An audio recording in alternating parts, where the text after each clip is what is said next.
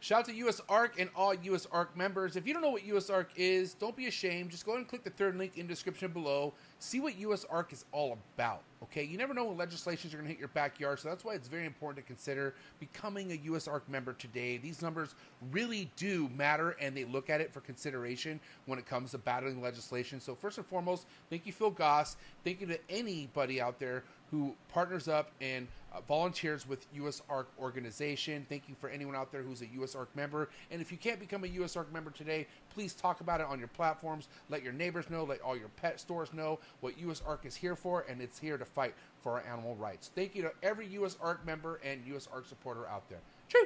T-minus 30 seconds.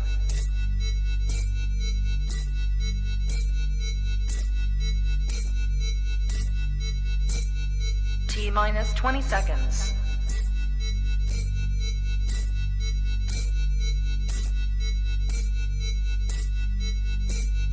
10, 9, 8, 7, 6, 5, 4, 3, 2, 1, 0.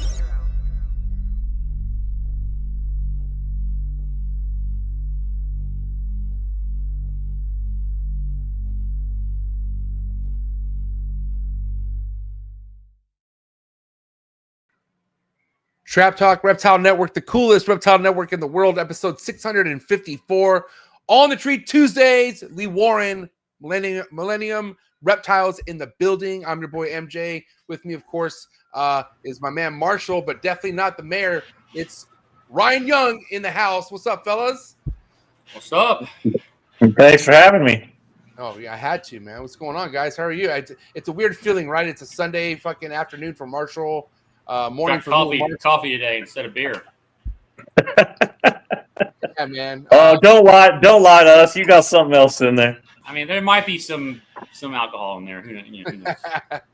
But yeah, man, good to have you guys here. We definitely are in for a treat. Definitely having someone on who has, like you, Ryan, has done some quiet adventures out there in the wild. I think real similar to the stuff that you went out and herped for, but I feel like Lee has done it on a more regular basis. He's out in the UK, but I feel like there's a lot to discuss tonight. Obviously, not only with chondros and other species that we're going to be discussing, but emerald tree boas as well. So it's kind of why you're here, Ryan. You're here because we need you to connect the dots with a lot of things we're going to be talking about tonight. All right. Well, I'll do my best. Yeah, man. But how you been, Ryan? What's going on? It's let's see. It's we're approaching summer now. How's everything with your breeding season? We were talking a little bit about the chondros. You just got done hatching all your babies for the year, right? Yeah, I had 3 chondro clutches, and so all the babies are out, and 1 clutch is shed out, waiting for the others to shed, and then the good times begin. Yeah. And so, Ryan, did you do any aroos this year, or just poultry? Yeah, I had the last clutch was ruse. So, yep, okay. I had the pair went last year, and then they went again this year. Yeah. So, were you aiming for 3 clutches, Ryan? I think I was trying for 5. I had a couple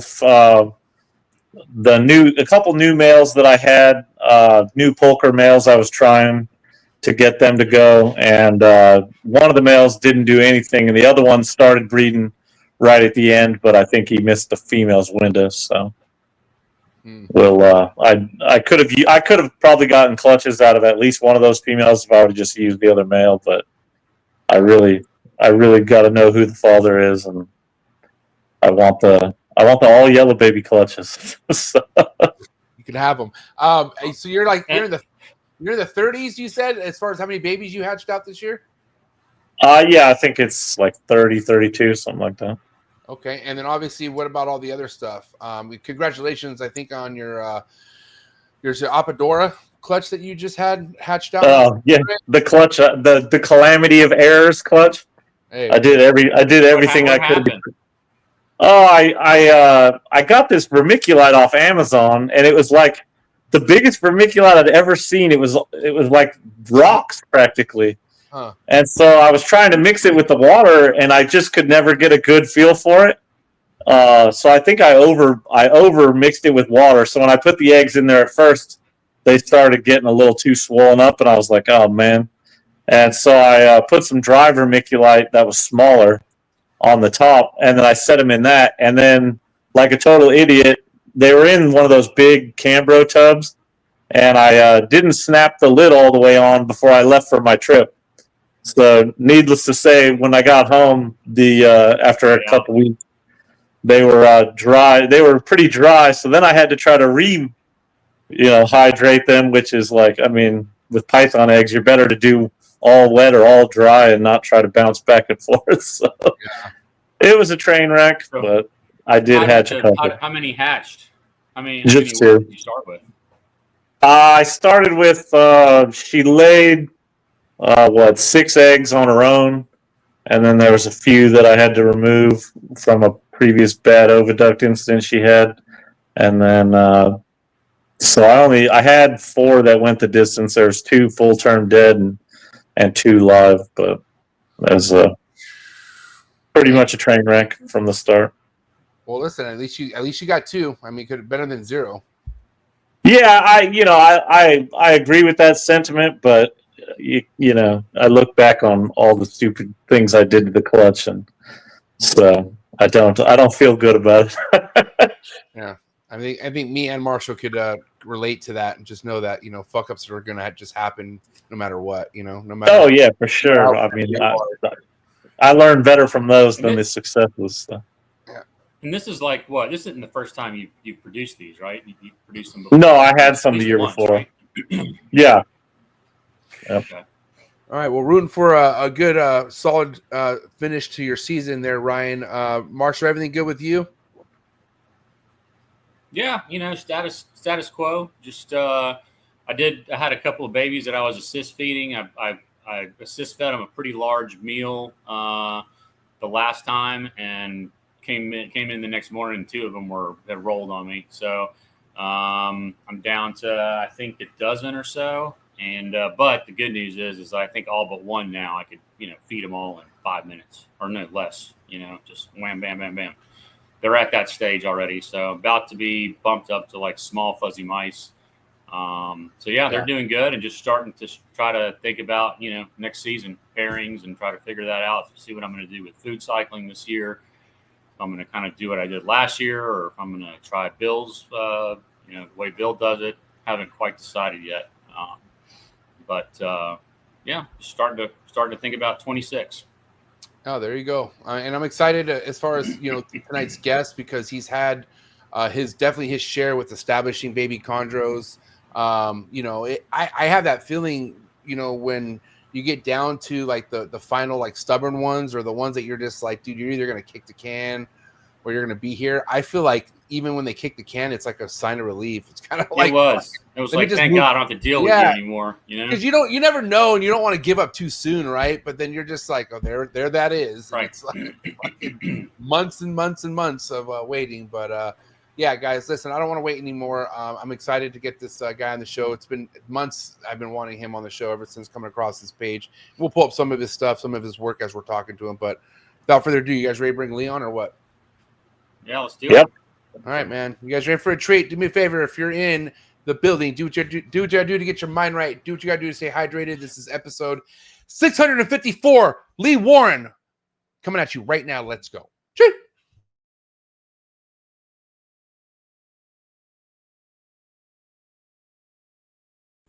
Good. You ready for do more in the future? Trap Talk podcasts? Yes. Man. Only Trap Talk. Exclusive. Yes, Exclusive. Oh. So stop calling us. Rub the spot, get the club to pop. When I come up with the crowd, gotta love it or not. I'm hot from the hop to the rub the spot, get the club to pop. When I come up with the rub the spot, get the club to pop. When I come up with the rub the spot, get the club to pop. When I come up with the rub the spot, get the club to pop. When I come up with everybody, we do it. Everybody, we do it.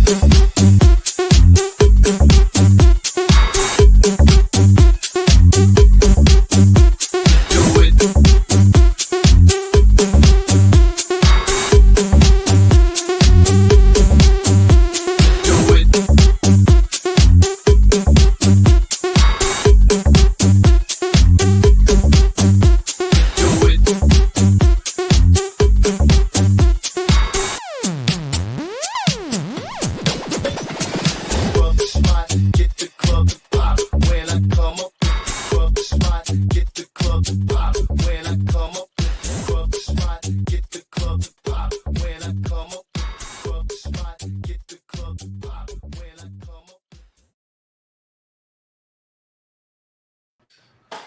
And we're live, episode 654. Lee Warren, how you doing, my man? Welcome to the show. Hello. How are you, gentlemen? What's up, Lee? How you doing, man? Very well. Can you hear me okay? Yes. Yep. All good. Yeah. Lovely. So, yeah, Lee Marshall, Marshall, Lee, Ryan Marshall, or hold on, I'm confused. These are my two friends, Lee, Marshall, and Ryan. Like I was telling them just a few months ago, I came across a lot of the stuff that you're posting on your page on Facebook. I know from what I've seen so far, you have your own, your own pet shop, and you also breed on the side, all in one building. Or why don't we get to that and see exactly what all that you have going on back in the UK? Yeah. So basically, I've got my reptile retail store. On the side of that is like a reptile breeding facility. Okay. Where I breed like your bearded dragons, all that sort of stuff. And then at home, that's where I keep my basins, some of my green tree pythons, and Europlatus, which are like a leaf-tailed gecko species. Not sure if you're familiar with them. Oh yeah. Yep. Yeah. So that's basically where I'm at the minute.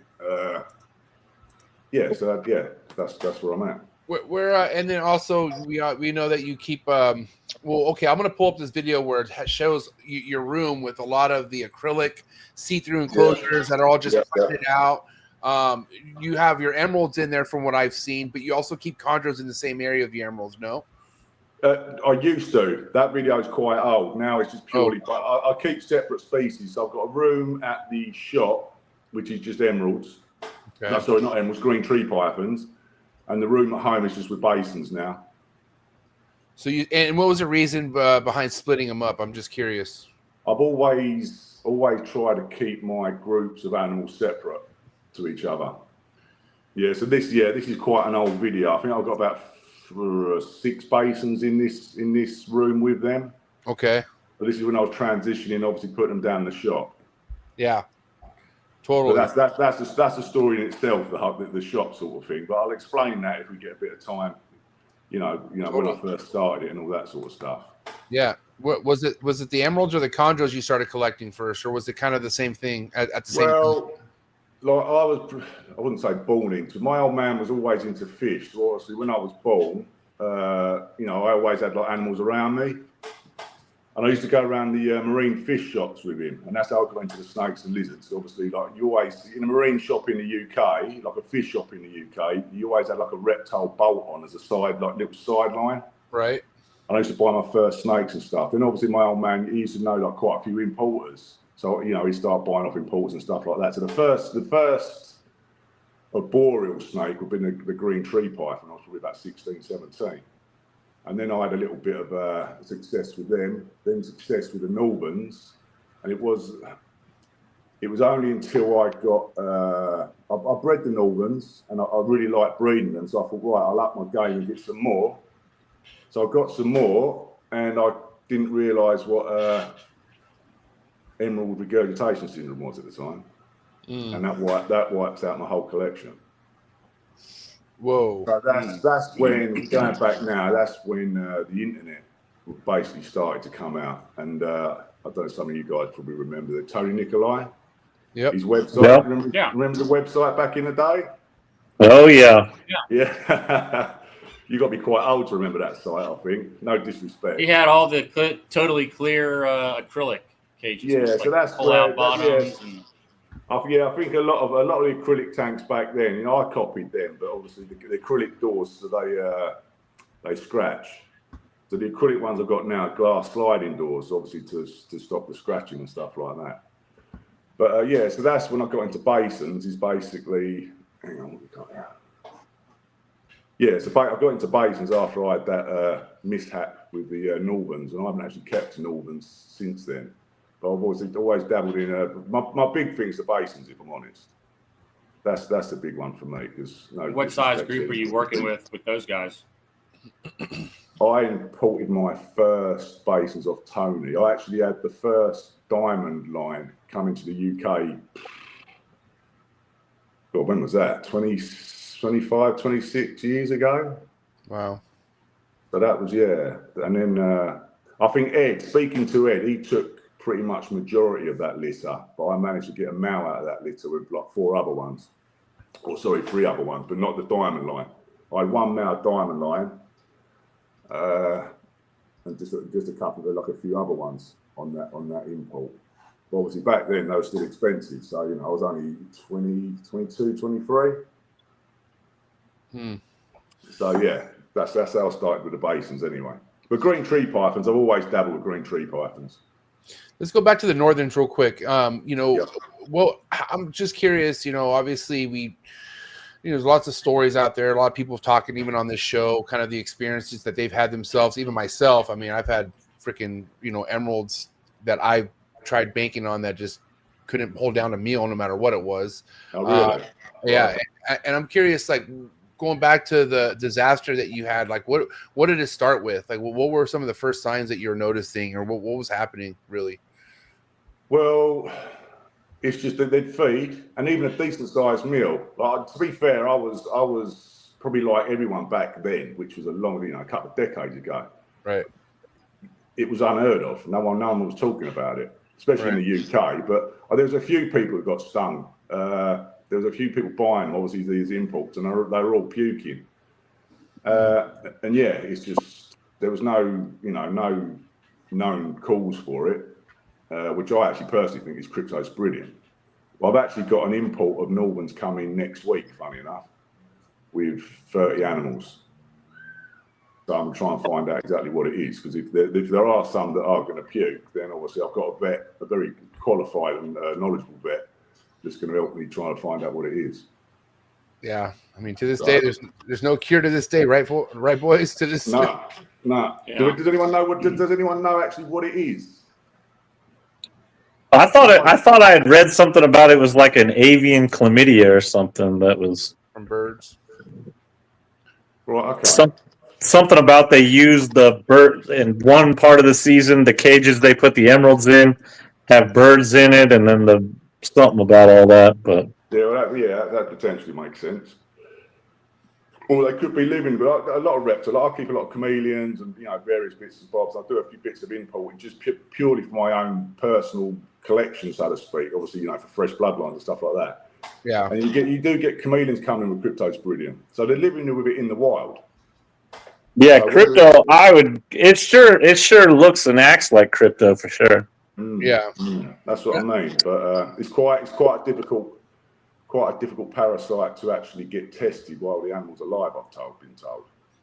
It's quite invasive to actually get a proper test. So I know the one thing that does give me a peace of mind about this whole situation with emeralds puking is, like, if you have a nice solid group of emeralds and you never add anything, you don't have to worry. You don't have to worry about that shit popping up. Like, other than like Nido being something where I've heard cases of Nido popping up fucking 5 years after testing positive or testing negative, and something happened where they paired. So like, that's kind of more of a confusing thing versus just like, why is my emerald puking? Well, your emerald's puking because you just bought it off the boat. You know what I'm saying? And so that's why it's, that. But don't a good percentage of them come off and you feed them the first, and they're fine. Like, it's pretty much you should test. 50, you should 50. Like give them the test right away, right? Like feed them. Any ones that are going to puke, separate. Yeah, you don't want to you don't want to underfeed them. Like, you want to give them a good, because I mean, my adults eat fucking humongous meals, no issues. Yeah.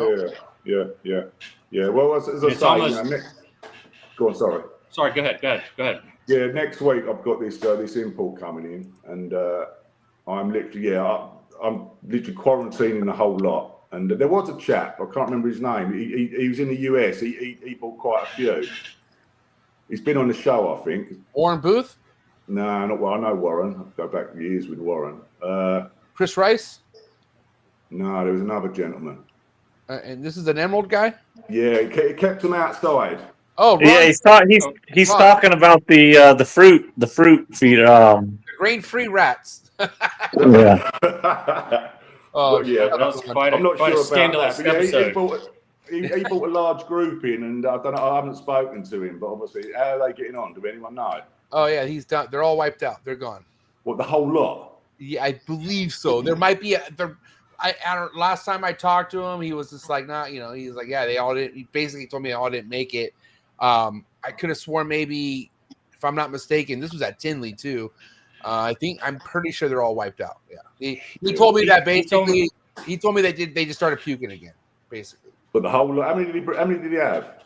He started with 38 or almost 40, and they.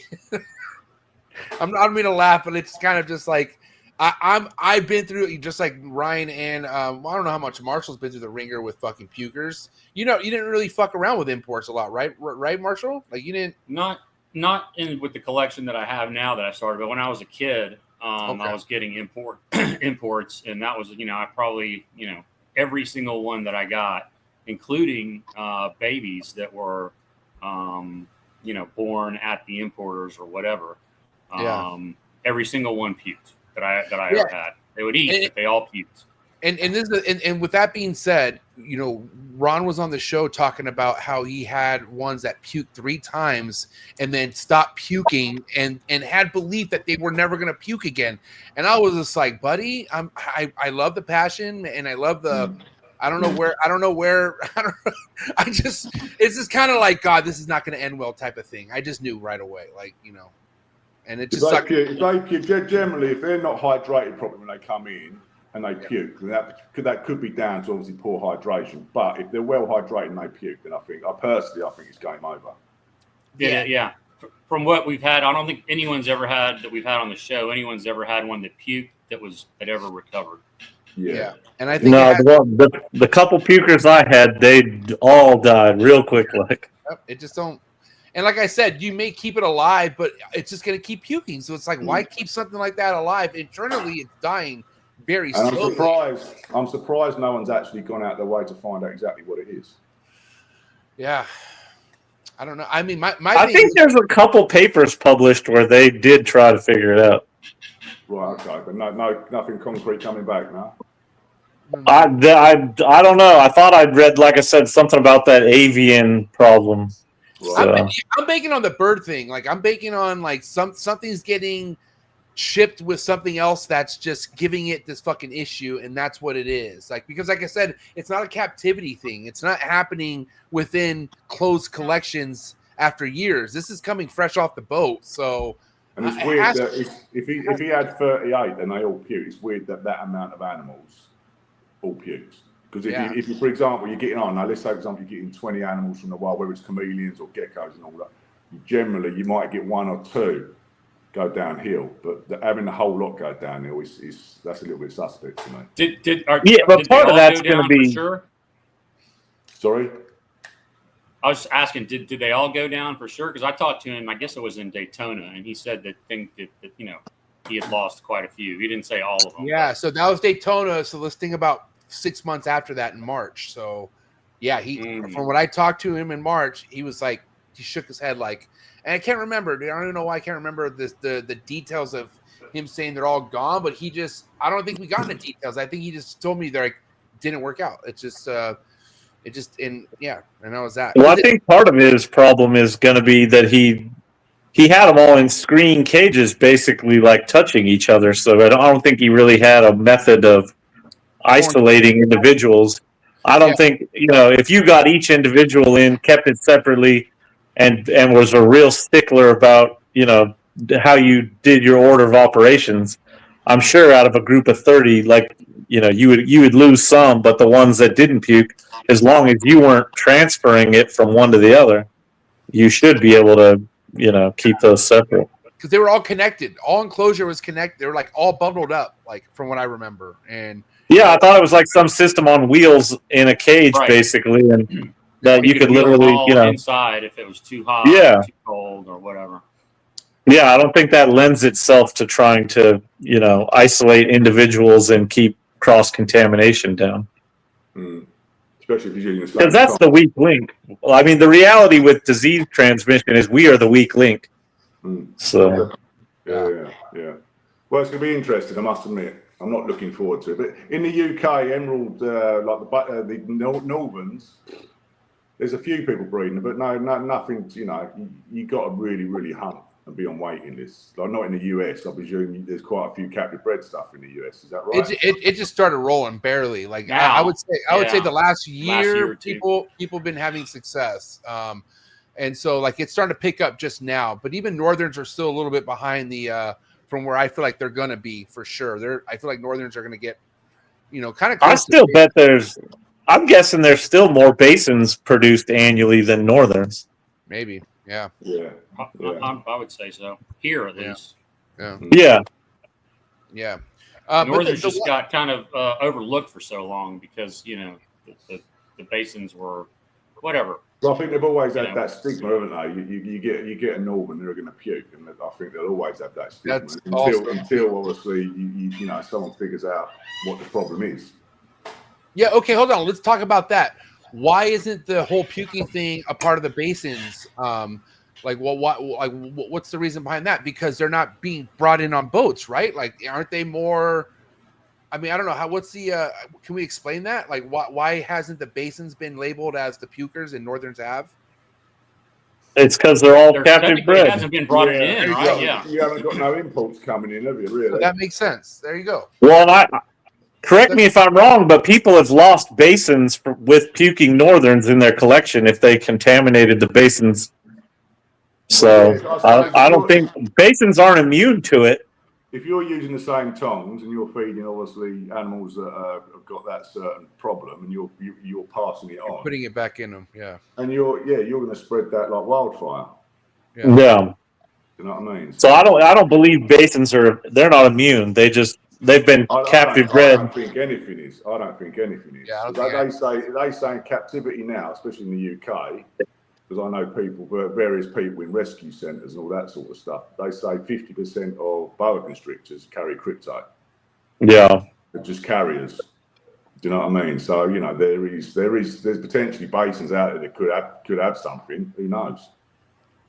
Well, I mean, it's not hard to see. You take all these different wild-caught boids, throw them in cages waiting to get exported, throw them all in bags in tight boxes, and ship them around the world. It's honestly amazing we establish as many of them as we do.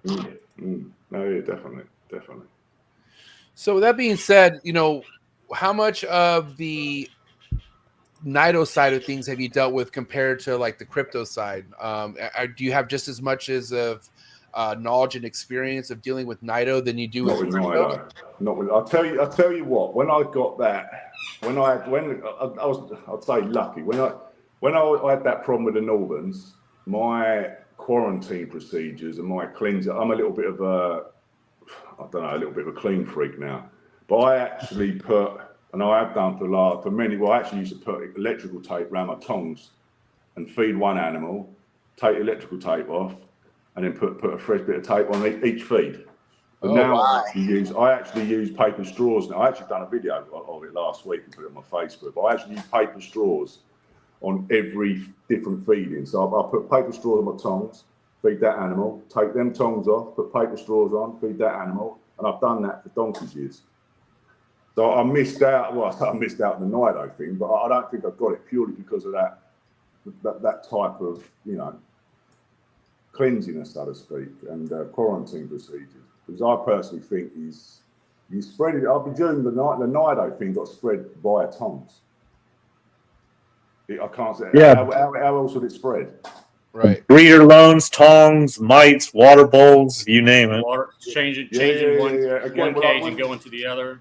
Yep. With the water bowls, I use just disposable deli cups. I never use the same bowl. Yeah, me too. Disposable cups. Yeah, and well, just for speed as well, isn't it? Let's be honest. It's yeah. You got a few hundred snakes. You ain't got time to wash water bowl. You ain't wiping water bowls over, are you? You just literally it goes fresh one in. So it's that sort of stuff that basically saves whole collections. And let's be honest, if you're building up a collection, you've got on there's 35 basins and this and that, and you need to be religiously clean with your tongs. And I know some people have got tongs, 30 different types of tongs for each individual animal. That don't work.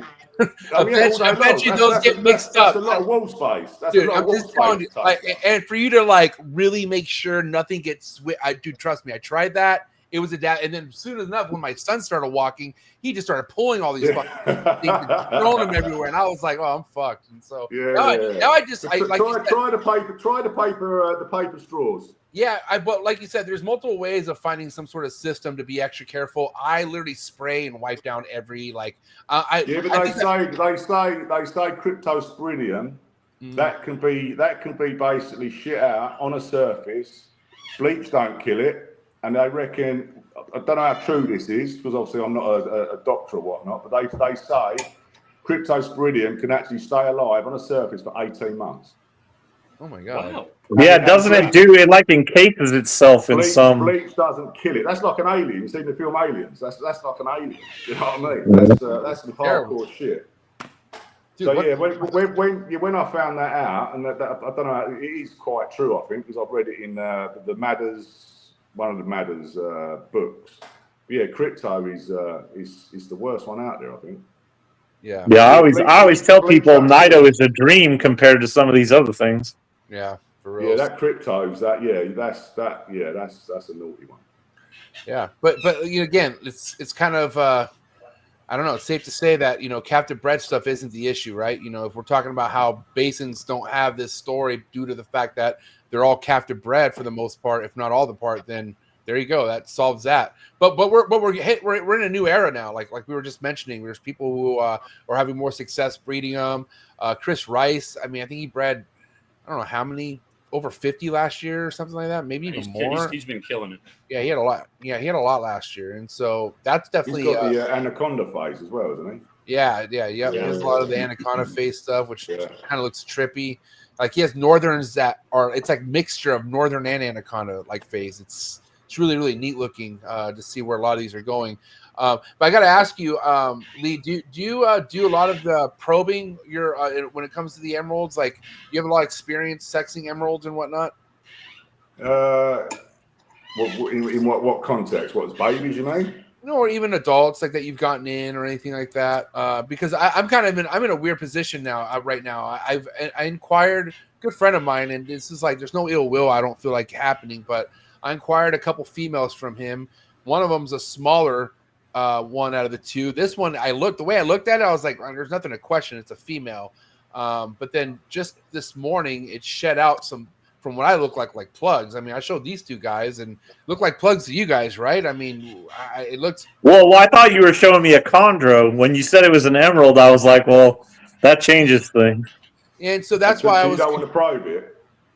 I'm gonna probe it now, just after seeing like this shed, just to make sure. You should be able to just look at its tail and look at the spurs at that big. The male will have like 16 penny nails. So you're saying the spurs would be huge? Yeah. Well, sometimes, not all the times, though. On a basin you're talking, yeah?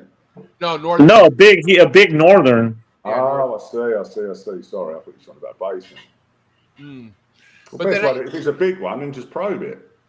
Yeah, I mean, like I said, I was going off of my buddy who sold me the female, and he showed me pictures of her getting locked, and she was building the couple years before, and so I just thought there was no question about it until I looked at the shed, and I guess this is kind of goes to where I don't really pay attention to females northern sheds because I don't what's there to look at, but I just for whatever reason happened to pay attention, and I saw these little spurs, but I guess. If you've got pictures of her being locked, I would think that's pretty. That's why I was confused. And also, I sent you a video earlier of a male basin plugs. You'd see what they look like. They're way bigger than what. Okay, there you go. I didn't get to see that. So. Yeah, I think you're good, man. Okay, cool. All right. Well, then we can go on to the next topic. So, real quick. So, compared to your emerald collection, with the basins and whatnot, how many chondros do you keep, Lee? How many chondros? I think I've got about 40. 40? Mm-hmm. And my guess, and Ryan, relax, he's gonna get excited right now. But all pure locality stuff, right? Oh yeah. Oh yeah, I've been watching his page. He's got some stuff I like.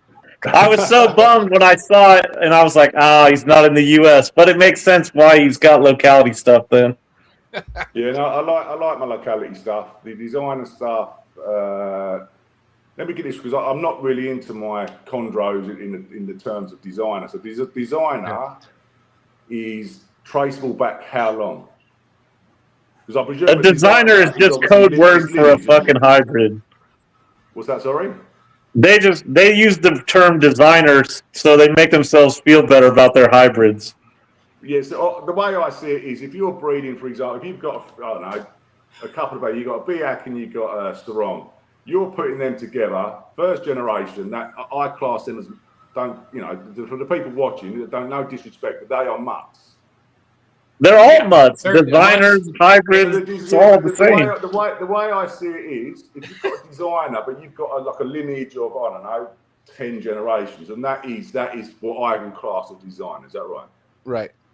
So you separate multi-generation hybrids from first-generation hybrids. Well, the first-generation hybrids, I would class that first-generation hybrid as a mutt. But if that pairing got listed for a decade, then that's what I would class as designer. The animal. I don't know, man. All those terms are interchangeable. Hybrid, mutt, all the way down. Yeah. Ryan, in Ryan's book, once you cross over, once a mutt, always a mutt. There's no like, you can't graduate to like, okay, now you're a different level of mutt where it's cool. It's never cool to this guy ever. No matter what the snake is, if it's a mutt, Ryan shuts it down. He don't want nothing to do with it. Okay. I mean, look, I've seen, some of them I look at them and I'm like, that's pretty weird. But the times I did it in the past, I just felt so horrible about myself. I just couldn't do it. I love that the only snake I've ever bought from, no, that's not true, but the only chondro I've ever bought from Ryan was when he did his locality crosses. Okay, well, let me tell you, and to be fair, when I did that, they were both Azuria. So I didn't, I still thought they were different, but at the time, the classification, those were the same snakes. And so I did it, and I felt so bad, and I knew I'd done something wrong when Marshall wanted to buy one of the babies. And what was the localities? I bred a Wamina to a Biak. Right. Okay. So, but that's considered the same subspecies, Ryan? No, back then they were just starting to recognize there was a northern and a southern split, and so back then. Yeah, but I wasn't an idiot. I knew those weren't the same snakes. I didn't need it. I didn't need a scientist to tell me that, but I still, and I felt terrible about it. And I knew when people wanted them so bad, I'd screwed something up. It's the same in chameleons. Chameleons, you've got, like, for example, the panther chameleon. I'm not sure if you guys follow, that sort of stuff. But you've got localities. Yeah. If you cross localities, it is frowned upon. Yeah. Probably more so than it is in obviously green tree pythons. But I do see and you may disagree, Ryan, but when you've got that sort of family tree going down for many generations, that is maybe designer's not the word for it, but that is quite, it's quite impressive, so to speak. And that's what people pay the money for, is the lineage, I suppose. Well, I guess that's what they've been coerced into doing. So, but it's the guys that are breeding. They're breeding their Biaks, and the way I see that is they've got their Storongs and they've got their Biaks, but that pair's not doing nothing. Neither that pair, so they try their luck, and that pair, mates, and they get a clutch of eggs from that, and then suddenly they're the designer ones. That's the way. That's my take on it, anyway. Yeah, I definitely got to admit that I was on the whole side of just thinking putting one locality into the other made a designer. I wasn't too in tune as far as like what actually labels something a designer until obviously I started this segment here, so I'm glad for that. But it's also, I don't know, at the end of the day, I love shit that's freaky, I guess, according to Ryan. But I mean I'm more on the designer side of things, but I could definitely appreciate the pure locality stuff. That's why I have friends like Ryan who do it, and I can just admire his work, Mm-hmm. But for locality wise, what is it that you like at all the localities? I mean, I know you have Arus and Sarongs from what I saw, right? Like, what's your What's your favorite locality you like? What's the look? The look's got to be the green with the unbroken blue stripe. That to me is that's the look. And if it's got bits of white in there, but yeah, it's the green with the blue stripe. So the Polish is they say it's blue beautiful is the Latin name, isn't it? Yeah. So that's it all over really. It's the blue stripe for me. And what's the Australian one you like a lot, Ryan? Is it Spiridus? Yeah, Cape York. Cape York. Yeah, there was a chap where he got some images of the Australian stuff in the wild with the ultraviolet test meters and all that. I don't know if you see that online. Did you see that? Is that the video that you sent me the other day, Ryan, where it actually had the baby hunting and catching a skink and during the day? I didn't see the meter, but I've seen the pictures of them hunting skinks and stuff. Yeah, no, there is a chap. Funny enough, we're going to do like a little social media things. He sent me quite a few images and stuff like that. It's quite interesting. He's actually seeing them with he draped in the trees during the day. And he's got his meter right next to him, so he's quite interesting. I like all that stuff. It's good. It's good. How often are you going? How often are you traveling and getting like research done out there? And Liam, where do you like to go? If we could kind of talk about like your travels into you finding chondros in the wild and whatnot, and how many places you've gone, and what your goals are for the future. Well, I just like personally, I like stuff that lives in a tree. Chameleons, like the leaf-tailed geckos, emeralds, chondros. So Madagascar's. If you can ever go to Madagascar, that'll blow your mind. Whether you're into reptiles or not, it's like dripping off the trees. Wow. Indos, that's a different kettle of fish. That's hard. Like trying to find some stuff out there is hard work. But Madagascar, you literally get off the plane and it's everywhere. It's literally geckos running up the wall, chameleons on that tree. I remember sitting down having a pizza when I first got there, and we probably spotted 3 different types of chameleon. So yeah, I want to go out there. Obviously, I've kept this stuff for donkey's years, so I want to actually see it in the wild. And when you start saying to people, you start, you're trying to sell something and all this sort of stuff, because obviously I've got a shop and you start, it needs this, that. It's nice to actually have that knowledge that you've actually seen it in the wild. Yeah. You're taking the readings, you've got the temperatures, and you can actually show people what it's like to keep it, wild versus captivity, And it's nice having that knowledge. Not only that, it's nice to see them in the wild. But that's hard work, that is. We're all in. Part of the thing. I'm sorry. Go, Marshall. What parts of Indo have you been to? Where did I go? So I started in Komodo. That's beautiful. That is Komodo, all the Komodo Islands and stuff like that. That's really nice. Then I went to the same place you did, Ryan. So I was looking at some of these because I really go on to YouTube, to be fair. And when I asked to go on this show, I started watching a bit of YouTube, and I see your podcasting thing. You must have stayed where I stayed on Wago. It was the huts in the water, yeah? Yep, the homestays, yeah. Beautiful. That was absolutely beautiful, that was. But I tell you sleeping on a deck over the reef. Yeah, mate, yeah. But I remember going, when that sun fell, it's like, you're excited, thinking, I want to see loads of tree pythons. And I remember going up that hill for about 2.5 hours, and I was drenched in sweat, humidity. Oh, it was awful. That's a mountain. That's a big hill, too, and you earn it. What's that, sorry?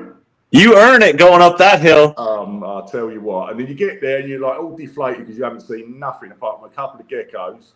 And then you got that 3-hour walk back down. Damn. Yeah. The hill, the one right behind the homestay is brutal. We did that once, but we were taking boats to some other places where it wasn't quite as bad. But that hill behind that homestay was, man, you earned that. By the time you got to the top, you were like, whew. Yeah. That humidity, I've never ever experienced any type of humidity that intense. That was off the scale. Yeah. Off the scale. And good fun, but I tell you what, it's you need to be fit to do something like that. And you've gone there throughout different times of the year, Lee? No, I've only done that once. But I did there. Then I went to Sarong, like deep in the jungles of Sarong. So that was quite a different a different temperature, a lot more humid. Well, no, I wouldn't say a lot more humid, but the temperature's really a lot cooler, actually. Oh, and Sarong was cooler. Huh. Sarong was cooler, yeah. It was. We're comparing this to Jarcado, right? No, Wego. I can see why people think when you come off the plane in Jakarta and you go in the airport, it's like, wow, the heat, humid, but the heat especially. Yes, actually. And I think a lot of people probably got, when they first started getting into green trees, I don't know, keep them really hot, purely because when you come out of Jakarta, it's really, really hot. But when you actually go into the rainforests, it's quite cool. So there's probably a lot of green tree pipers in the past where people getting them too hot actually killed them, purely because of that walking out Jakarta airport and people thinking that is, in general, that's the temperature. Yeah, or people just keeping a species like ball python and thinking you could keep it just like that. That was my mistake. And this is like 2016 where I had very little knowledge of how to keep anything. And so. But yeah, I kept chondros too hot for at least the first couple years, and once I realized how much they prefer it cooler and they move around more when it's cooler, that's when I was like, holy wow! I was like, and Ryan definitely helped me out a lot on that. Once I kill these panels, because I used to run these panels at a certain temperature and they were just all fucked up. It made the enclosures way too warm. You use panels, yeah. I only use them when they're gravid now. So now, if a female, ovulates, then I'll kick them up their heat so they have something more consistent for that period. But once that's all done, I'll wait until they have their first meal, and then I'll bring it back down to just ambient. And I just mostly everything, if not everything's in this room's ambient. Yeah. I think that's the best way of keeping them, to be fair. Yeah, because it's all even, versus individually having to I just think that's, having, like Ryan said, that when you're not really understanding the power of these panels and how they function. And mind you, I don't know, barely within the last few months, I realized that there was an outputage percentage that you could go by. And all these are preset to 100%. So once they're on, they're on. They just blast until it hits. And that has to create so much inconsistencies. And so once I found out about that outage percentage control thing, these are all kicked down to 50% now. So, and that's only when they're on. And mind you, when they're on, you could touch them and it doesn't burn you either. It doesn't actually it's not that hot. It's hot, but it's not burning hot. So, yeah, a lot of things to learn about the panels, huh, Ryan? Yeah, I mean, I used to use them, and then I accidentally left them unplugged when I changed rooms one time, and I was like, man, my animals are exhibiting way better behaviors, and then I realized, it's because they're not getting radiated. True. Yeah. So what? Do you guys all do this for a living? We do. I do. Breed reptiles. You do. You got shops? You just breed it? How does it work for you guys? I don't have a shop. I just sell direct to the end user. Right. Yeah. Okay. Yeah. I have this podcast and I breed and do a couple other things. Right. Yeah. And Marshall? No, I've got a regular 9 to 5, and this is just it's a hobby / business. Yeah, looking at stuff behind you, that looks like full-time job plus that looks like a bit of work there. Yeah, I stay busy. And for you, Lee, how long has it been full-time for you, Lee? Well, I've got a funny story actually. I started my shop when I was 18, 19. Wow. So I was doing that until about 38. Then I had a customer made me an offer on the business. So I was around 38, 39, obviously probably going through a little bit of a midlife crisis because I'm coming up to 40. So I took him up on his offer. But he was a builder, so he had a year's worth of projects. So I retrained as a gas fitter. So I sold the business. 4 years later, he ran it into the ground. So obviously, I grew this business for 20 years and he ran it in the ground for 4 years. So I bought it back cheap. And that's basically where I've gone. The last 3 years, I've literally grown it all back up. I never got out. I kept the stuff at home, but obviously it takes time to obviously start breeding to their numbers again. So it took me 3 years to get where I am now. And I'm back in full swing, really. And are you happy about it? Are you glad to be back? Do you produce all the animals that you sell in the store? Yeah, pretty much. Apart from colubrids, I don't breed colubrids. Not my cup of tea, if I'm honest. Too messy. Yeah, colubrids are way too messy. Yeah, but no, I breed all the stuff. I breed a lot of everything really. I breed everything for the store, and obviously I breed my own personal stuff, which is like the bases and stuff. I don't go nuts with them because there's a market here, but nothing compared to the States. Yeah. So I think my biggest year was probably about 10 years ago. I probably bred about 30, 35 animals, and that don't get me wrong, they sold, but it took a very long time to sell. Because the market's is quite small in the UK, especially for higher end stuff, you know. You bred 30 to 35 basins? Yeah, that was probably my big. That was about 10 years ago. Damn. Yeah, but yeah, again, you know, if I did that now, it probably killed the market because obviously they're a beautiful animal. Everyone wants them, but they've got the price tag to match, so not everyone can afford them. I don't know, Ryan. I almost want to challenge you a little bit. I don't really know if there are that many basin litters being produced out there. Well, I think it's not that there's that many. There's literally like 3 guys that make a bunch, right? And none of them are in a position where they have to sell animals. So yeah, I don't. It's just kind of a situation where they don't. You don't see what's going on, but I would bet the litter number is much higher on basins than it is on northerns. I know one thing you don't see are female basins available at all, ever, period. It's always a male. Yeah, Ed Marino's only been letting males go, and to get a female, I feel like it's fucking goddamn, like you got to spend like $30,000 if you want a female. Like, meaning get a group, and that's what you're dropping. It's crazy. What, $30,000 for a female? Meaning like the whole package needs to be about $30,000. Like if you want to if you want a female involved, like if you want to get a female involved, then you need to buy like 2 males or something like that, or some crazy shit. Yeah. We need. I always say be male heavy rather than female heavy. Yeah. Well, those female emeralds seem to be a lot like those chameleons. They don't necessarily give you a lot of litters. You get a couple litters, and then you're playing with fire. Yeah, Marshall will for sure tell you that one. Well, I think those emerald guys will tell you that too. That's why Ed would probably doesn't want to sell you females because he's got to raise them up to replace his females too. Yeah. Yeah, no, that customers become competition. Yeah, that's a big one. And I wonder if that's stuff where we like breeding them too early, breeding them. You got to think in the wild they got to go more than 2 or 3 litters. Yeah, probably not. They probably don't breed that often. That's what I'm saying. So I mean, are we breeding them 2 years enough time off? Is between litters is basins, yeah. Yeah. Well, is 5 years the right age, or should it be 8? 3 years, sure. 3 years for a basin female. Say that again, Lee. I would say 3. I generally give them 3 years off. Yeah. I think you have to ask yourself what's but for 3 years you get better results. Definitely. What are you saying, Ryan? You have to ask yourself what are the goals? Are the goals to keep your?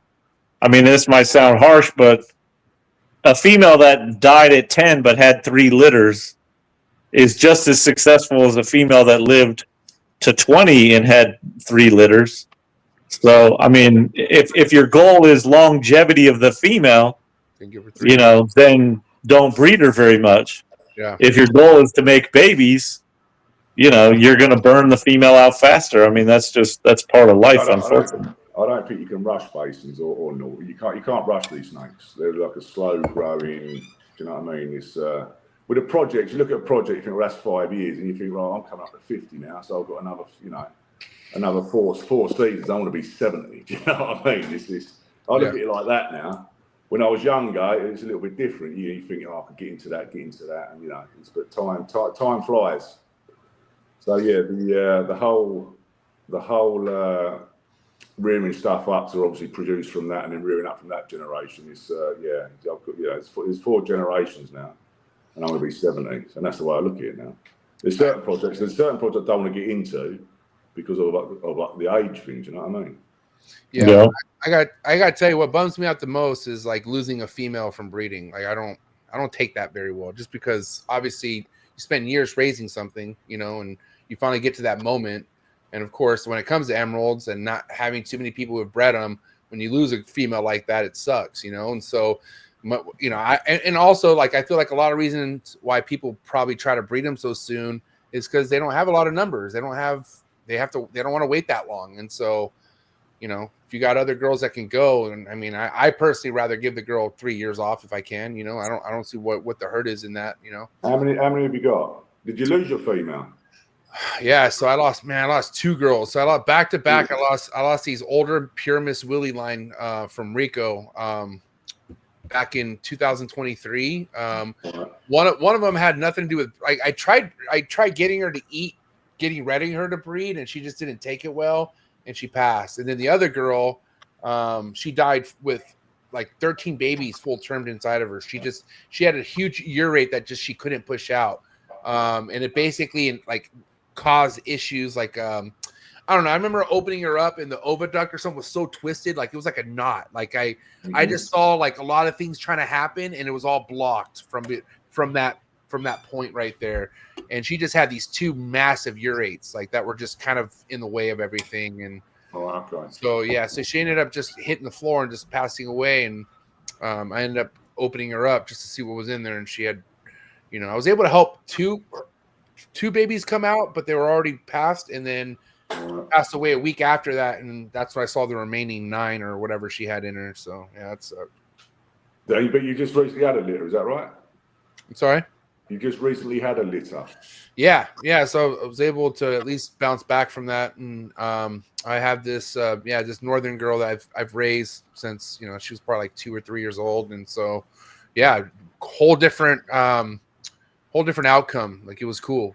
She laid these like, I guess from your average 30 days earlier than from most people, which was crazy. I at first thought it wasn't going to be a good experience because it was like I was counting the days and fucking just thinking I had about a month or so, and it was day 106, which was from her post ovulation shed, and she gave me 9, and then 2 of them rolled from like the they prolapsed her stomach, and they never I tied it off and thinking it was gonna do something, and those 2 passed, and I had 1 with a kink, and so I ended up with 6. So okay. Yeah. Are you keeping all them? Yeah. No, I ended up selling 3 of them. All the females, yeah. Yeah, no, I'm holding back 3, and then I have good buddies of mine who I ended up giving one to Brandon Wheeler, who's a good friend of mine. He lives like 45 minutes from me, and then 2 couple other buddies. I mean, they're going where I can keep tabs on them, and I actually sending one to Chris Rice. So, but yeah, it was. What are you gonna do? Hey, I'm gonna jump out. It's getting real laggy. I'll be right back. All right, no worries. Come back up. Yeah. So, anyways, yeah. So, and so for you, Lee, how many litters have you had, or what's your experience with producing emeralds altogether, basins or northerns?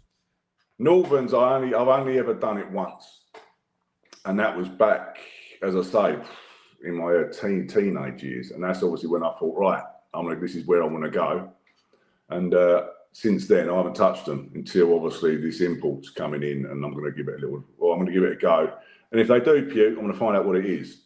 I'm one of them sort of people, like, I want to know.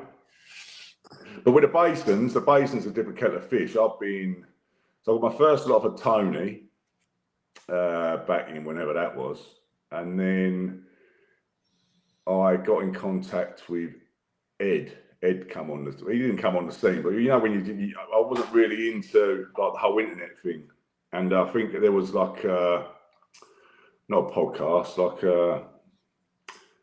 one of these chat rooms. Yeah. Like years ago. I'm not sure which one it was, but there was Ed, and I remember seeing these. Remember watching the Noel litter coming to. You remember? Is it Noel or Noel? On the forums. On the forum, remember seeing that litter he had, that first litter off Noel? I don't know who Noel is. The animal Noel, the actual animal. Yeah. The Edge one, the original snow. Well, I'm not sure he will know more than me. The original one that had, I think they had 12 babies, didn't they? Marshall might know. Marshall, do you know about the snowflake line? I mean, I know a little bit about it, but stuff that I have from Ed is the I like the diamond stuff. Oh, the diamond stuff. Like my favorite. Same yeah, here. yeah. So you can't beat the diamond stuff. But you never followed the whole snowflake.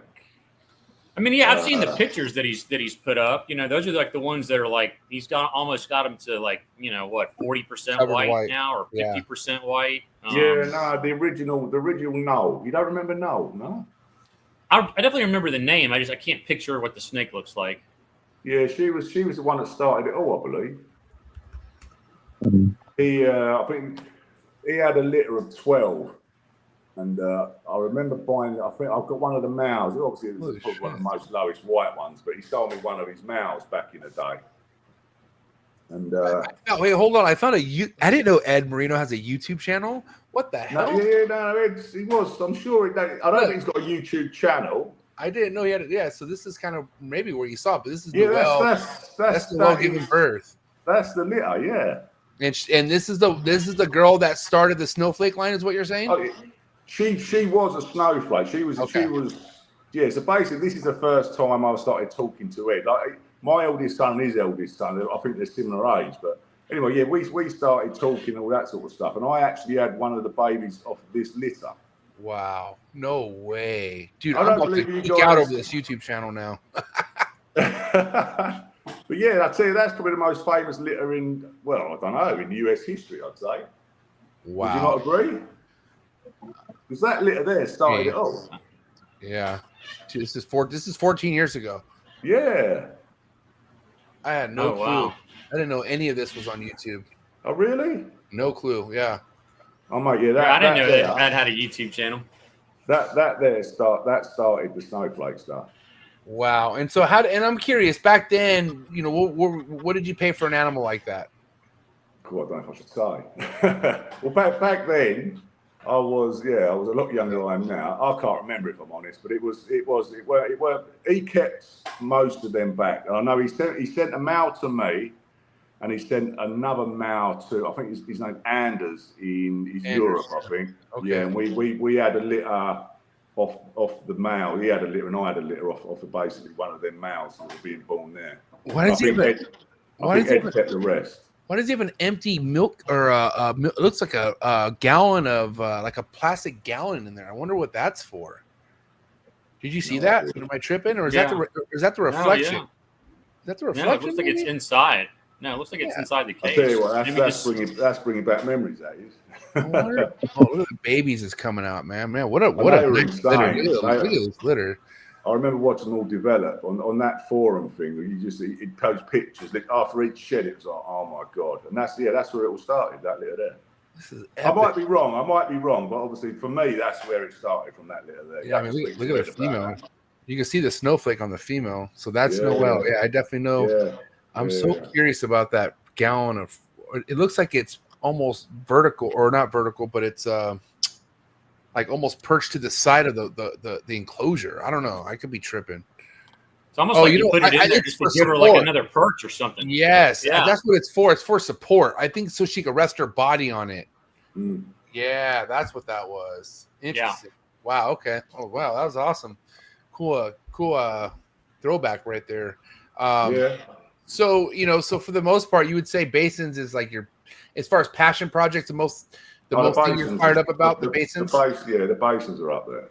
That's number one for me. Always has been. Ever since that internet come out and I see Tony's Awesome Arboreals, wasn't it? I don't know if you boys remember that, but Awesome Arboreals. I think so, yeah. You had the diamond and all that sort of stuff. And I just lucked out. It was weird. I probably lucked out right at the right time because he sent them to the UK. And I know Ed, I just spoke to Ed, I think he took most of them babies. I think he was even shocked when I said I had one. He even put out, I think it was TN19 that I took. But yeah, there was 4 animals that I bought in, and that started it all. But then I've met up with Ed, so to speak, on the forums, and I bought a few animals off of him, and that's where the majority of my stock comes from. And have you bought all these animals as babies and raised them up? Yeah. But that was, as I say, mate, that was nearly 3 decades ago. It was off the Tony, a long time ago. What's the oldest basin you have right now in your collection? I'd have to check on those. 19 years. 18, 19? Wow. Okay. Yeah, some old stuff. I was still with the diamond line and snowflake stuff. I've still got all that sort of stuff. I've got the genetic stripe. I can't remember the chap who actually. Yeah, the HQ stripe. Yeah, that's it. Yeah, genetic stripe. Yeah, so I've got that line as well. But in the UK, it's difficult. I was going to do something with it, a few years ago, but yeah, I didn't bother. There's not many of those here either. I can think maybe Alan. What's his Alan Amazing Basins? Amazing Basins, yeah. I can't pronounce his last name. One. It's Ogunaki. I think I'm saying that right. I could be wrong, but I don't want to butcher it. It's the homie. Yeah, I think he imported one, an HQ stripe. He definitely has. I don't know if it was. Sure. Yeah, but Ed's got that now, hasn't he? Mm. Oh, he's got that. I think he's got that bloodline. Oh, does he? Okay. I believe so. Yeah. So something like that, you keep it the same, right? Like for instance, if you have this I don't know, what do you call it? HQ? What is it called? I'll just call it genetic stripe. That's what it is. Genetic stripe. Okay. Yeah. So you definitely don't want to mix that to anything else, right? I would assume. Ryan. I mean, it depends what your goal is. For example, I put it with Diamond Line. You just get 50. Well, I say 50-50. I had a litter of 19. I got 3 live. The rest were slugs. Oh shit! But out of that, I've got 2 genetic stripes and obviously like a diamond-looking type animal. Mm. Yeah, so that's like an incomplete dominant gene. That's the way it works, right? Yeah. Got it. Yeah. Okay. So has anybody made a super yet? What's that, sorry? Has anybody made the super? No, I think it's too early. I'm not too sure if, obviously, because this is a European line. What was his name? Harlan Quinn or something like that? No. That thing's been around a long time. He should have been breeding stripe to stripe. It has been around for many years. I'm not too sure if anyone's actually, done anything with them. But again, I don't really go on. I've got time to go on the internet and sit there and find out what's what. This guy's from the UK or no? No, he's from Europe somewhere. He's in Europe somewhere, but he's not in the UK. Okay, interesting. But overall, okay, well, can we kind of talk about when you got your first chondro clutch and how many to this day are you producing, on an average yearly, clutches wise? I was in my teens when I'd done my first, because I used to keep them in my dad's garage. We used to keep fish, and I think that's where I had probably most of my success is because obviously it's the right environment. The temperatures are right, the humidity was right. Yeah. But going forward from that, I would probably have 2 or 3 clutches a year. This year's been a little bit mad. I think I'm on, at the minute I've got about 40 or 50 out, and I reckon I'll finish on about 120. So I'm not looking forward to that, if I'm honest. That's a lot of work. Babies? But yeah, that's where I'm at. You'll have 120 babies for the year? Mm. But well, to be fair, I've actually pulled the males. I had quite a few. I had probably another 4 pairs going. I just pulled the males because I don't want them to go, if I'm honest. That's a little bit too many. 120 babies. Then that's not out yet. That's predicted. So I've got a super stripe it's the only one that I'm really looking forward to actually getting, and I bet you she slugs out or something. It's just the way it goes, isn't it, in this game? But that's the one litter that I really want to hatch. But she's in the nest box now, so. And what is it? Is it from that striped sarong male you have? No, it's the pure Milwaukee super stripe. Oh, bearded. I've never. They're expensive over here, but I've never dabbled with that locality. So yeah, I'm a little bit excited about that. Yeah, no, I would. That'd be a good one. I haven't done Marukis yet myself. Right, yeah. No, this is my first time with them. I've had them for a while, but yeah, she's in the nest box. I reckon maybe tomorrow or the day after. But I'm just hoping they're nice and fertile. But time. Well, good luck. Yeah, I'm pulling for you. Thank you very much. How far? I was so disappointed when I realized you were in the Europe. Oh really? Yeah, I saw it months. I think it was last year. You guys have done it all. You get all the good imports. You got all the basins in the world. That's what it looks like, anyway. Do you know what I mean? Yeah, but I'm a lonely soldier over here. There isn't very many people interested. Like You know, these guys give me shit because they're like, I've hardly ever gotten a captive bred chondro from anybody because nobody produces anything I'd want. Right, okay, I'm with you. Well, there must be plenty of people doing like, you know, pure locality stuff, surely. There's not that many. No? No. Yeah, well, that's the road I'm going down. Purely Yeah, I saw your page. I think it was a little over a year ago, and I was thumbing through it, and I was like, oh, man, that's nice. And I was like, ooh, he's got babies. And then I looked, and I'm like, oh, crap, he's from Europe. I said, I should have known you were from Europe because you were doing too many locality crosses, so I should have just instantly knew you were a European. Yeah. Wait, so can we not get stuff? Disappoint. Can we not get stuff from the UK? I'm confused. I can ship to the US, but it's just expensive. Well, Ryan, yeah, it's a pain. It's a pain in the ass. I've gotten some Aroos out of Europe. Yeah, it works out. You know, it does work out expensive. I was getting stuff from the States. I've done it a couple of times from Ed. I've done it once from Tony. I've done it once from another fella, but their animals were like, yeah, they were awful. But yeah, generally importing from the States or anywhere, to be fair, you've got the VAT, which is like 20% tax on anything that you bring in. So it works out, yeah, with the plane flights, all that sort of stuff, it works out expensive. Yeah. So you can imagine doing a 30 grand order, for example, I don't know, I buy 30 grand of a stock, and I've got to pay an extra 20% on that order just to get it into the country. I like that. Yeah, it's madness. Well, and one of the pains is you guys can get your CITES permits in a couple of weeks, and the US takes months sometimes, like up to 6 months. No, I thought that was the other way around, because the CITES, it takes, for these emeralds that I've got coming in, it took 30 days, 29 to 30 days. And that's generally, but it's generally quite long. It's generally 2 to 3 weeks. But I thought you guys would literally you get the CITES from them, you do it like that. There's a couple animals that they've designated with the master CITES, but everything else it could take. Most of import or exports I've been involved with, you're looking at 5-6 months before you get permits. Shit, really? Yeah. That's why it's such a nightmare to deal with, because you have to put down the size of the animal and everything, and then like 6 months later, they're like, well, why doesn't it match up with your paperwork? And you're like, because it's been 6 months. That's crazy. I thought it was the other way around. I thought you guys just literally, you got your export document, you just import straight away. You got to wait that much time. Takes forever. No. Have you got to pay tax on it as well? I'm not sure what the import tax is, but it's not 20% probably. No. We haven't done. I haven't been part of one in a while, so I don't know what's going on with it. But right, okay. It was a pain in the ass. I know that. Yeah, no, I didn't realize it was that long. Yeah, I thought we were bad, but yeah, that's 6 months. That's terrible. Yeah. Again, you boys seem to have it all anyway. Not according to Ryan. Not according to Ryan. Yeah, Ryan's clearly not satisfied. So, okay, I got to ask. Since you've had the numbers on your side when it comes to working with baby chondros, what's the first and foremost? How many are you dealing with on average that prolapse on you versus ones that just don't make it from like eating? I'm just curious what your experience been, and I can hear you by the way.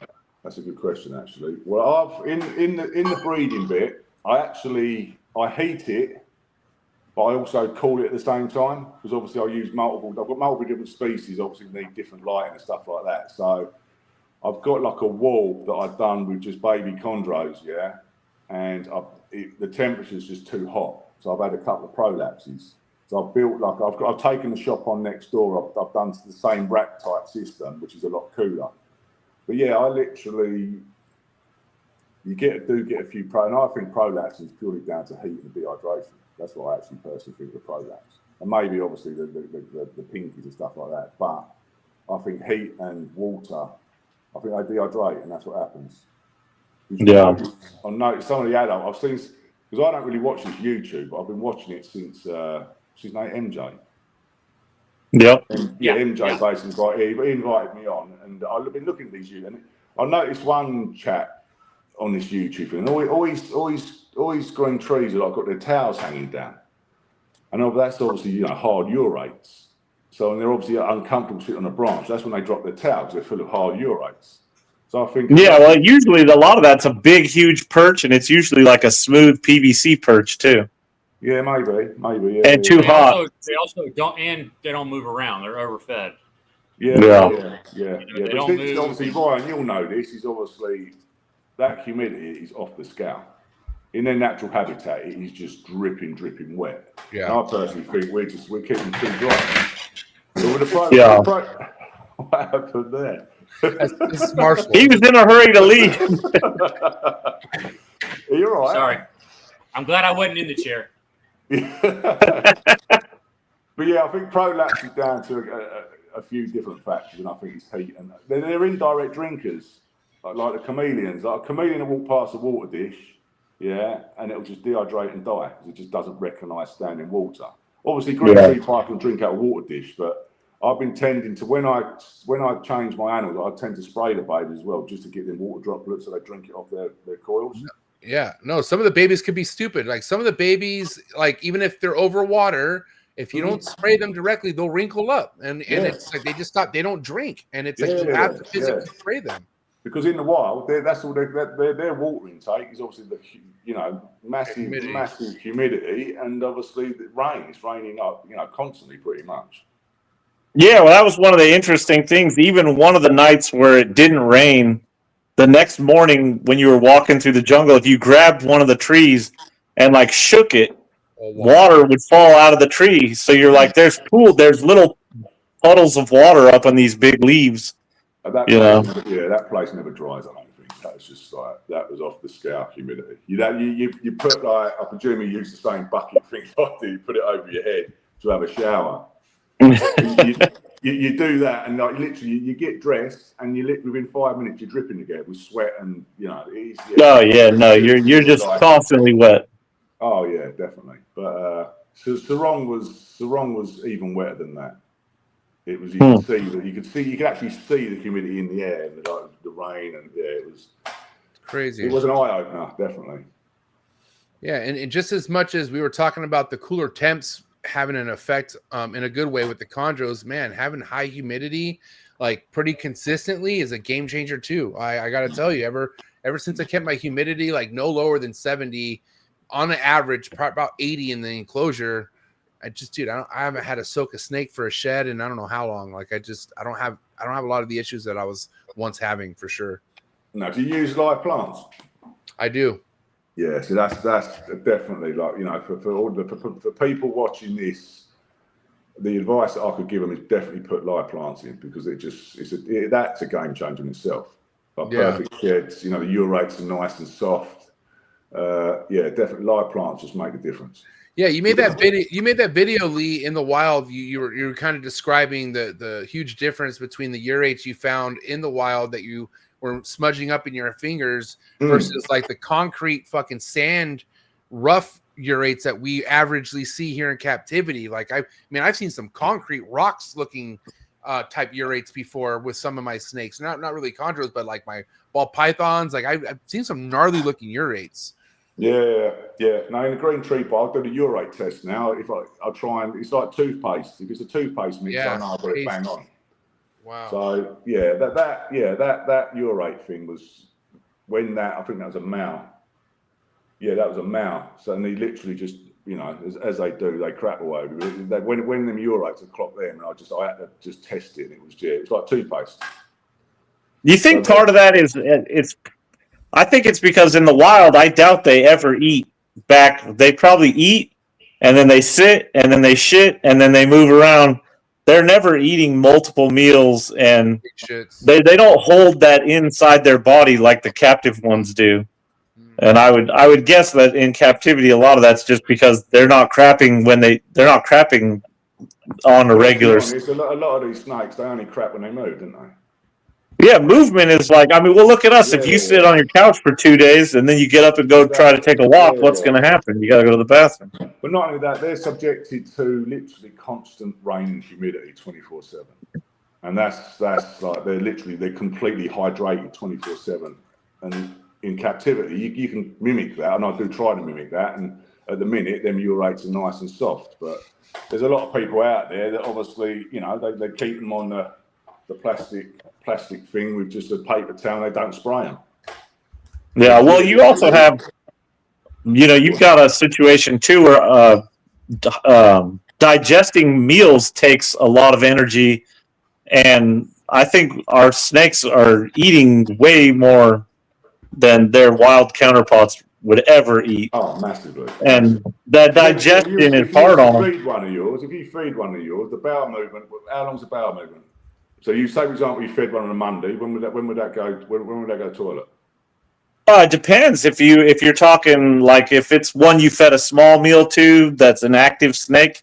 It might be 3-4 days, sometimes 5-6 days. But if you're feeding it constantly, it might sit for 3 weeks and not go to the bathroom. Yeah. I've got this female right here. The last time she defecated was April the 20th, and she's had 2 meals since then. And now she won't get fed again until she goes. And if it goes much longer, I'll probably soak her. That's a long time without a shit.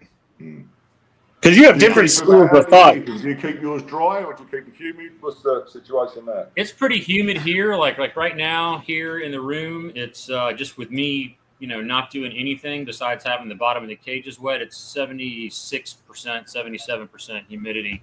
God damn. And usually what I'll do is I use paper substrate and I just keep it wet all the time.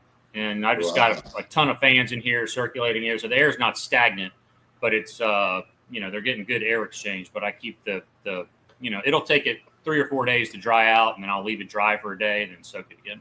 And is it where you live? Is that quite humid? Because I know in the States you've got different parts of the States. Yeah, it's super hot and humid here. Yeah, I'm in the southeast, so it's and my room is got a lot of windows in it, so it's not super well insulated from the outside.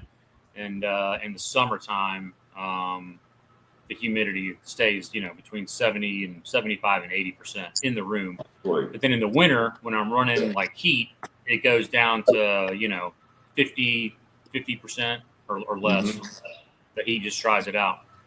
Right. Okay. Yeah, I think every room is different for sure.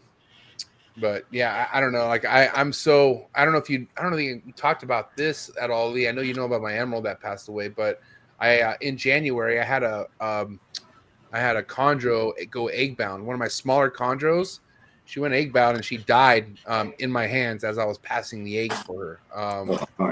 But one of the things that stood out to me was once I got one egg out, that followed right after that was a bunch of urates and shit. And the shit was like, it almost looked like horse manure shit. Like it wasn't soft. Like it looked like it was in her for a long time. Mm-hmm. And I didn't pay no mind to it because I never thought I had an issue with chondros taking a shit ever. I was too worried looking at my emeralds and obsessing over their shits, where I thought my chondros, I had nothing to worry about. Until I noticed that. And so when I noticed that, I was like, holy, and mind you, she didn't give me a prelay shed. She skipped the prelay shed. I thought I was spraying her good enough, but all I could really kind of hone it down to is like, she was just wasn't hydrated and she couldn't shit, or something. I don't fucking know. But ever since then, man, I've had I've had some better luck these last 5 clutches. But man, I'm all over soaking them. I don't soak them too much, but I'll soak them about a week out from their prelay shed and at least one more time after that, just to make sure that they're empty. And I got to tell you, with all these girls that I did soak after their prelay shed, they all took a shit, every single one of them. So, you actually physically take them out and put them in water? Yeah, I gave them a soak. I gave them like a 3-4 hour soak. And then I took them out afterwards, and then I didn't see all of them, but I did, cleaning out their cages after, pulling their eggs. I saw that they shit inside the sphagnum moss that I had on the floor. And I was like, holy shit, they did take a shit. And so just a precaution to clear them out before they need to push out any eggs, I feel like is something I'm never going to skip ever again, for sure. Do you not spray your animals daily or not? I do, but also I got to tell you, ever since I figured out my humidity issue in my room, I stopped spraying. At that moment, I wasn't spraying as much because I was looking at the humidity and I'm like, oh, the humidity's fine. Like, I don't think I need to worry about. But no, I got to say, even with high humidity, spraying them on top of that is still something I'm continuing to do. I spray mine daily. Yeah, with like a miskin, and you can see they all just literally drink it off their coils. Yeah. So yeah, it's worth maybe try and give it that, because I don't have any problems with egg laying. Well, I need to touch some wood. There's some wood. No problems at the minute, anyway. So yeah, but that's what I do. Is I keep them not cool, but yeah, around the 80s, and I spray daily using a mist king. And so for your gravid females, do you have a basking system to give? No, just let it all right out. I just basically, I've always done just ambient on everything. Obviously, if you've got, for example, like the chameleons will have a little basking spot, yeah. And I do a lot of Euromastics and field dragons. Obviously, they've got a basking spot, but generally anything like leech-tail geckos, the emeralds, the basins, the green tree pythons, all ambient. Wow. I have got heat panels in there, but they never come on. How do you heat your room up, or is it all like, you know, what's the method you are doing to either cool or heat up your room?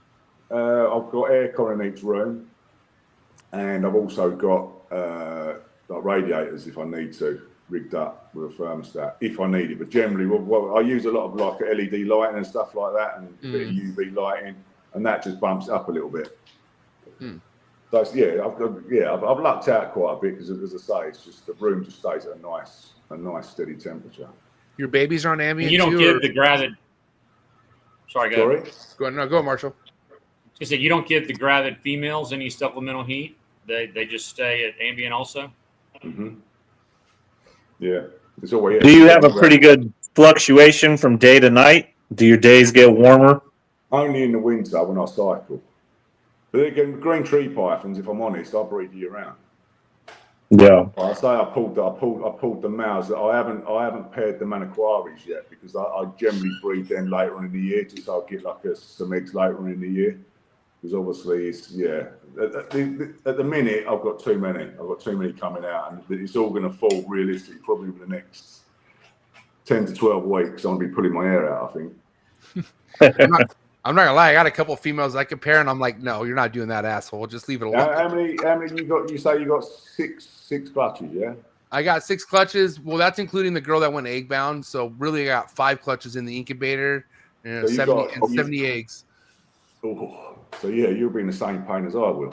Yeah, I want it. Bring on the pain. Fuck it. Hey, it's better than having not pain. I don't give a, you know. So Lee, have you figured out any tricks, different tricks over the years for getting your babies established, other than, you know, the usual stuff, the chick scenting and? Are you talking to me? Yeah. Yeah. All I do with babies, if they don't feed, I syringe feed them like a carnivore diet, just to keep them alive. Okay. And then that's all you can do. I haven't got time to try and get like pinky heads and pinkies down. It's just, well, let's be honest, it's just horrible and messy. So a little syringe with obviously a little like catheter type, like tubing, and you literally mix up the mix and just literally boom, straight down. It takes me 1 minute per animal to do that, less than that. If it's all mixed up, boom, next one, boom, straight down. And what's the mix? It's like I don't know what it's actually. It's like a carnivore. Is it a carnivore diet? I'll put it up on my page tomorrow or something, so you can have a little look. But it's all it is. It's like a powder thing. You mix with warm water. Like Rapace? Rapace in a way, yeah. It's similar, but it's for like. Missouri sells it. I know what he's talking about. Missouri. I saw the real Tarzan feeding something. He was actually like injecting his rodents with this stuff. I know what he's talking about. Right, okay, but I will post. I've got 2 types. I've got 2 types, but yeah, I just use that just to keep them ticking over. And not only that, it's like, you know, it's like a pinkies. It's just messy and horrible.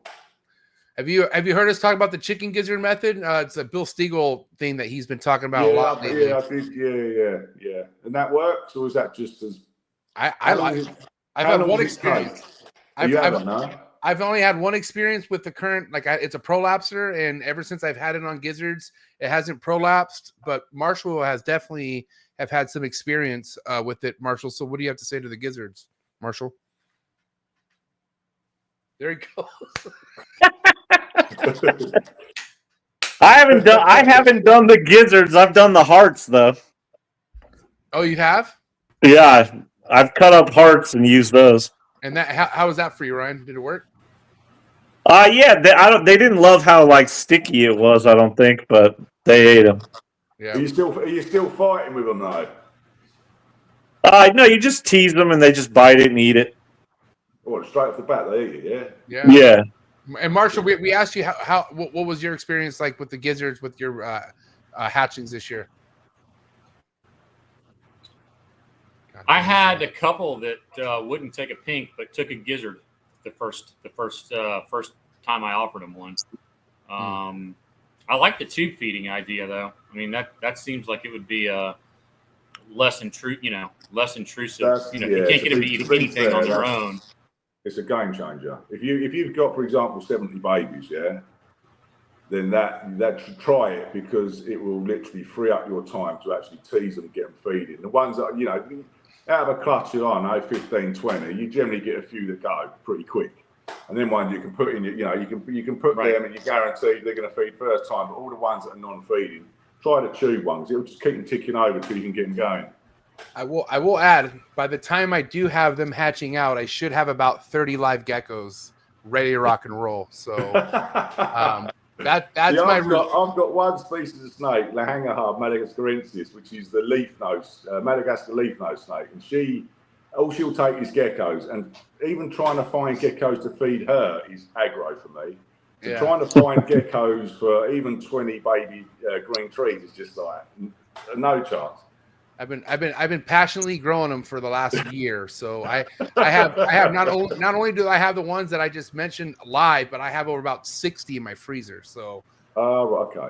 Yeah, so I haven't stopped, but that's like a last resort. I gotta tell you, like I'm trying to not go geckos unless it's something that is just like before I have to grab it by the back of the head and shove something down its throat. I will give it the gecko at that point. Yeah, I have tried geckos, but not all of them eat them all the time. Dude, it's like crack for me from one of my experience. It's like I was sent a neonate from my buddy that it was 10 months old, assist fed its entire life, and then I got it for about 2 months, wouldn't eat from me, and then right when I was about to give up on it and say, you know what, like we tried everything, I threw a live gecko in there, and mind you, this was about after me trying to get it to eat for like 40 minutes. Like I was beating the shit out of it, and it just didn't want nothing to do with nothing. And so right when I was about to give up, I threw a live gecko in there, and sure enough, it ate it. Couldn't believe it. Right. Okay. So I don't know. What geckos are these? Just like crested geckos, yeah. Right. Okay. That's interesting. But I won't be able to go down that road, not with the cresties anyway. Yeah, it just, good. But I just, to going from like literally on the verge of pulling your hair out, like not understanding why this fucking thing won't eat, to just seeing it now become something it wasn't for so long. It's I don't know what else to think of that other than like I don't want to say that's the magic trick, because it will get it to eat, but that doesn't mean it's going to be a good eater after that. Like I got to tell you, some of the ones that were just preferring geckos really weren't the strongest neonates out of the bunch. They were kind of like little weaklings. You know what I mean? Mm-hmm. Yeah. So I don't know. See what happens. Right. Well, bear with me, gents. I'm just going to get my phone on charge just in case you decide. Yeah, we got to wrap up. We're at the wrap up time of thing right now. So we have 3 more questions for you. Will your phone make it through that? Yeah, I can't even see with my battery, but yeah, it should do. Go on. All right, cool. I'm gonna go. I'll go first, and then we'll go to Ryan or Marshall. Marshall, is your internet okay, buddy? You doing all right over there? Not really. Come back in. No, it's not. Okay, come back in. All right. So listen, I just got to ask you. Obviously, I want to bring you back on, Lee. We didn't cover nowhere nearly enough, I feel like, with everything that you have going on over there. But just kind of just on the topic of establishing, an emerald litter compared to a green tree python clutch. What would you say is harder or more difficult? The chondro clutch all day long. Emeralds are just a breeze compared to. They're a bigger animal. They take bigger food. They never prolapse. They're just a different animal getting going. Do you know what I mean? The green trees are just they're too small, too finicky. So all day long, the chondros are definitely 100% the hardest ones to get going. I mean, you've got big horrible fingers like mine. Do you know what I mean? It's just hence why I do the tube feed and trying to get them pinkies in. Nah, it's just, my hands are too big. I will say with the emerald babies, it's like, dude, the size difference. It's like, holy shit! It's way cooler with an emerald. Yeah. And mind you, I fed live. I just threw a fucking live hop in there, left, and they all ate them. I couldn't believe it. Yeah. You do that with a baby green tree python. You come back the next day and it's still there. So yeah. You know what I'm saying. All right, Marshall, are you there, Marshall? Can you hear us? Do you get your basin babies going with live also, or do you use frozen thawed? I try my hardest to do frozen on everything. It's sometimes the emeralds. Also, it's very, very difficult over here unless I start breeding myself, and I haven't done that for many years. It's difficult to get the live rodents, so I always try and get them on. But then again, super heat them up. You know, boiling water, put them in now, and generally they take. But if I get a real stubborn one, I'll try and find someone that's got some live stuff. Yeah. All right, Ryan, what's your wrap-up topic or question? So you've been to Indo looking for chondros. Do you plan on going to South America to look for emeralds? Funny enough, I was chatting to my chap who's going to start sending some stuff out to me, and yeah, it's in the pipeline. But it's difficult for me to persuade the wife to let me go to these. You know, she wouldn't do it. She's not one of these people that run through rainforests where I actually enjoy it. But then again, I'm getting the old back starting to go, and the aches and pains are starting to kick in. You know, so yeah. Yeah. But no, South America is the last one because obviously I haven't seen the emeralds in the wild, and that's one thing I'd like to do. Yeah, that'd be pretty badass. Yeah, so yeah, keep an eye on the page. You never know, you might see me out there one day. Good luck. When is your next scheduled date to go look at some chondros in the wild? What, to do that? If I was going to do that again, would be I'd like to do the Australian. You've been there, Ryan, haven't you? Australian. Right, I have been to Cape York, and we got the worst luck. It hadn't rained in 3 weeks, and nothing was moving. And the night we had to leave, it was due to rain. And I'm sure it would have been a magical night, but I had like 2 days to get back to Sydney from Cape York, so yeah, see, we didn't have a clue. That was the disappointment, not the disappointment, but I remember going up that in Wago, the 2 hour trek and all that, and it was like, I can't find it, and you get scared. You think, I've come all this way, am I actually going to see you? Well, luckily enough, the next night we found them, but you do get that in your head. But to go to Australia all that way looking for green tree pipe and you don't find one, got to be a bit of a kick in the teeth. Yeah, I mean, I'd been there for 3 weeks in different parts of the country, so we weren't even sure we were going to go up there. It was kind of we had dropped off Peter Krause at his house, and we had come back from the Kakadu, and we were like, well, we've got a few days. We can either start heading back to Sydney or rocket run up to Cape York for 2 nights and see if we get lucky. And so we rocket ran it up north and just didn't get lucky. But I wouldn't change the experience. I'd like to do Australia, so yeah, it must be definitely an experience. But you found them in Indo, yeah, the green tree pythons. Yeah, got one pulker. Yeah, they are difficult. Like without them guides, you got no chance. Yeah, not the chondros. I think you could probably do it. But. Sorry. How many did you find? Chondros did you see with? I've written it down actually. I found 2. You want to know the weights and the sizes? Yeah, I do. I've got 2 yellow babies. This is in Sarong. One at 18 grams, one at 14 grams. Snout to vent size was 305 mil on the 18 grams. On the 18 grams one. 345 mil on the 14 grams one. I only found one female in Sarong. And I think she looked like she'd laid a clutch of eggs as well. She was 431 grams. Snout to vent was 1350 mil.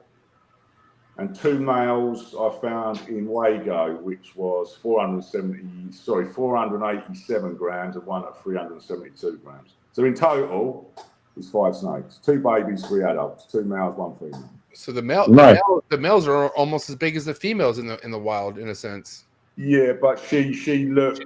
I'll post some pictures on the page. I only just found out that you can link your Instagram to Facebook, so I'll put them on the Instagram and that will go on the Facebook. I don't know what guide you guys follow, but yeah, I'll post some pictures of the female and the male so you can get like an idea.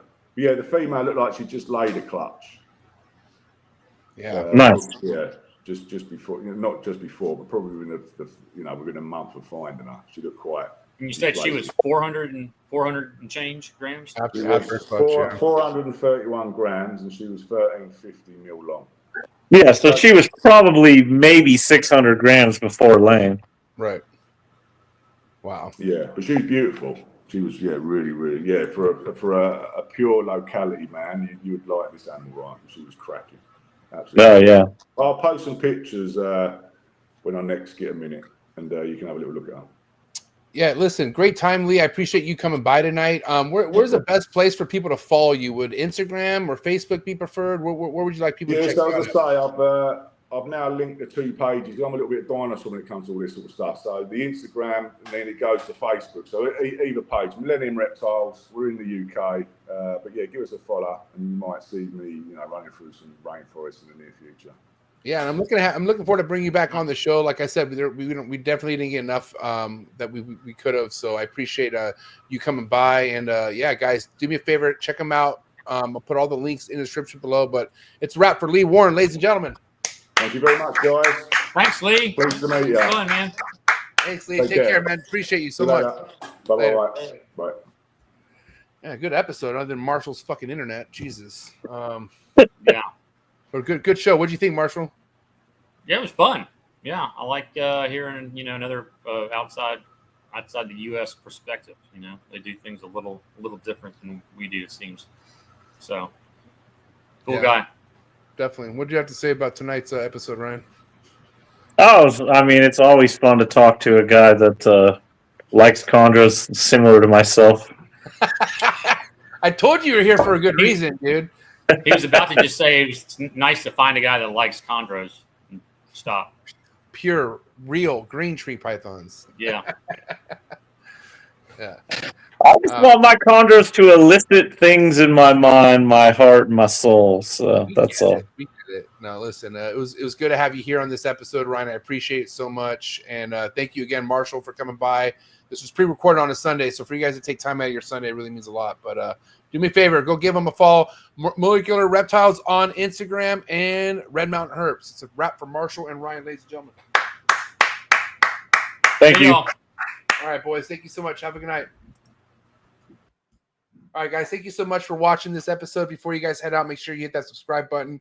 Hit the like button first and foremost. Smash the notification bell. Select all. You'll be reminded of every single podcast out of the Reptile Network 7 days a week, Monday through Sunday. Okay, don't forget you can listen to all these episodes on all the major audio platforms. There's Buzzsprout, Apple Podcasts, Spotify. So wherever you listen to any of these episodes, thank you so much. Appreciate all the love and support. If you want to get more out of what you see out of each episode, if you want to get more behind the scenes, come join the Trap Talk Patreon family. You can simply do that by clicking the very first link in the description below. Connect to the Discord and connect to the awesome Instagram group chat, 24/7 pop in.